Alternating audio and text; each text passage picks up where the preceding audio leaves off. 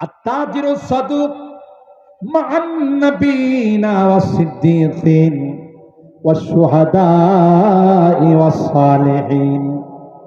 আরেক জায়গায় আল্লাহর পয়গম্বর বলেন, যে ব্যক্তি সত্য কথা বলে ব্যবসা করবে,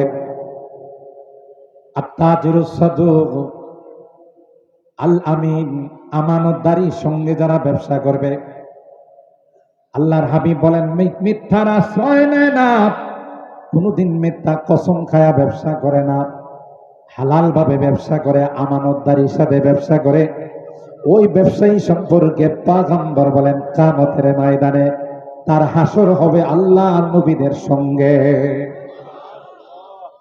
সিদ্দিকীনদের সঙ্গে, দিনের জন্য যারা শাহাদাত বরণ করেছেন তাদের সঙ্গে তার হাসর হবে, শহীদ যারা, সালেহীন যারা, তাদের সঙ্গে হাসর। এমন কোন পয়গম্বর নাই যেই পয়গম্বররা কায়িক শ্রম, শারীরিক শ্রম দেয় না। বোঝা গেল কায়িক শ্রম দিয়ে, শারীরিক শ্রম দিয়ে কিছু উপার্জন করা, এটা সমস্ত নবীদের সুন্নাহ। আল্লাহর হাবিব বলেন সমস্ত নবীরা মেষ চড়াইছে। সাহাবায়ে কেরাম বললেন, ইয়া রাসূলুল্লাহ, আপনিও কি মেষ চড়াইছেন? বলে হ্যাঁ। কুনতু আরআহা লি আহলি মক্কাতা আলা কারারিতা, আমিও মক্কাবাসীদের মেষ চড়াইছি সামান্য কিছু পারিশ্রমিকের জন্য, কারণ এর চেয়ে হালাল আর পৃথিবীর মধ্যে কোনো কিছু হতে পারে না। হযরত আবু যর গিফারি রাদিয়াল্লাহু তাআলা অনেক বড় মাপের সাহাবী ছিলেন, জাহিদুদ দুনিয়া, যাকে দুনিয়া ছড়নেওয়ালা সাহাবী বলা হতো। একদিনের বেশি ঘরের মধ্যে কোনো খোরাক রাখতেন না, খাবার রাখতেন না।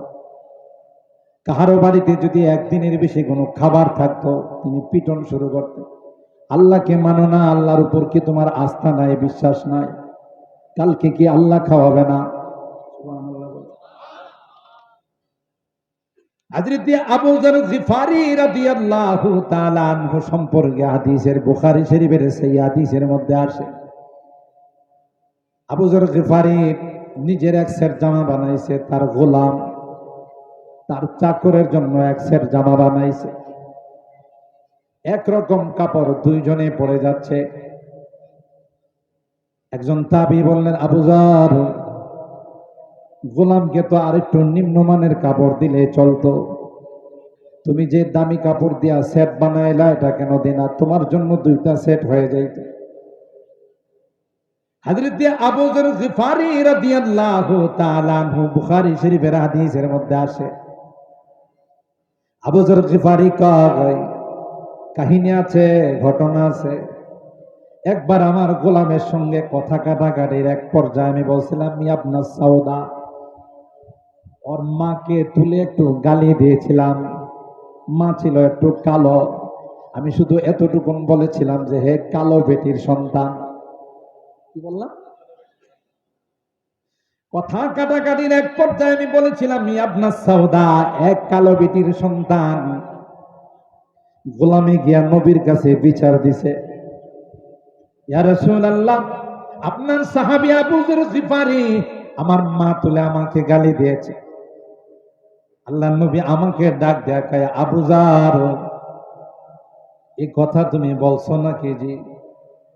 ইন্নাকা মরউন ফিকা জাহিলিয়াতুন, আল্লাহর নবী ডাক দেয়া কয়, আবু যর, ইসলাম গ্রহণ করছো, এখনো জাহিলিয়তের বদ অভ্যাস গুলো যায় নাই। আল্লাহু আকবার।